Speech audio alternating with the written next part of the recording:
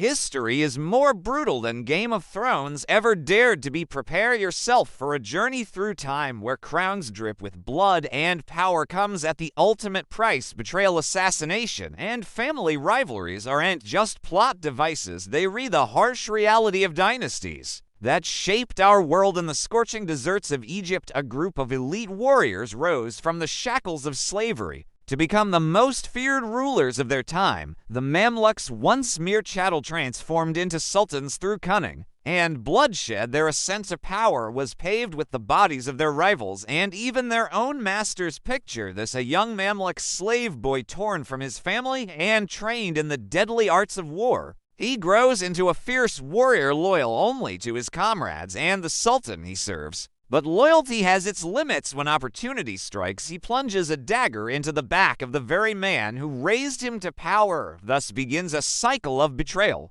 that would define the Mamluk Sultanate for centuries. The Mamluk system was a powder keg of ambition. Each new sultan knew his reign could end at any moment at the hands of his own elite guard. The streets of Cairo ran red with the blood of deposed rulers as one Mamluk after another clawed his way to the top. Only the most ruthless survived in this cutthroat world where today's slave could become tomorrow's sultan. But the Mamluks weren't alone in their brutal pursuit of power. Halfway across the world, in the sprawling empire of China, another dynasty was writing its own bloody chapter in history. The Tang dynasty, glittering with the gold of prosperity, hid a dark underbelly of family betrayals and power struggles that would make even the most hardened Mamluk blush. Enter Empress Wuzishan, a figure so controversial she is still debated to this day. Rising from a lowly concubine, she outmaneuvered, killed, and intimidated her way to becoming the first and only female emperor in Chinese history. Her path to the Dragon Throne was littered with corpses, including those of her own children. Wuzishan's reign was marked by a paradoxical mix of progress and brutality. She expanded China's borders, promoted meritocracy, and patronized the arts. But cross her, and you find yourself facing exile, torture, or worse, her secret police ruthlessly crushed any opposition. Real or imagined, the imperial court became a nest of vipers where a single misstep could mean death. Even after Wuzishan's death, the Tang dynasty continued its dance with destruction. Emperors were poisoned, generals rebelled, and princes fought each other for the right to rule. The Lushan rebellion nearly tore the empire apart as millions died in a conflict that made the Red Wedding look like a tea party.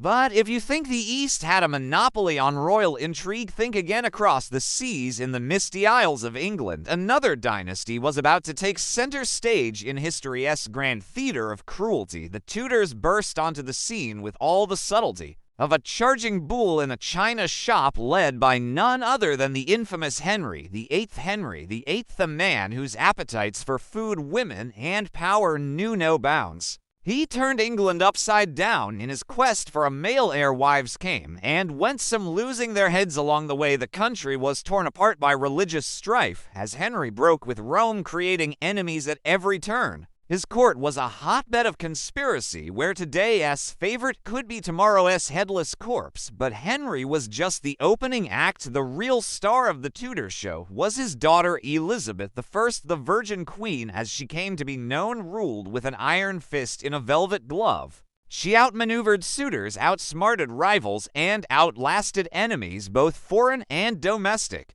Under her reign, England became a powerhouse, but at what cost? Elizabeth's spymaster wove a web of intrigue across Europe. Catholic plots were uncovered and brutally crushed. Even her own cousin Mary, Queen of Scots, wasn't safe from Elizabeth's wrath. The Tower of London echoed with the screams of those who dared to challenge Tudor rule. As we look back at these dynasties, the Mamluks, the Tang, and the Tudors, we see a common thread woven through their stories: the pursuit of power, the weight of the crown, and the rivers of blood spilled in their names. These weren't just rulers, they were players in a game where the stakes were life and death, and the prize was ultimate control. The Mamluks turned slavery into strength, creating a warrior elite that dominated for centuries. The Tang dynasty, with its glittering facade, hid a court of intrigue that would make Littlefinger proud. And the Tudors, well, they changed the very fabric of their nation, leaving a legacy that still captivates us today. So as the dust settles on these tales of ambition, betrayal, and ruthless power, which dynasty truly embodied the spirit of Game of Thrones?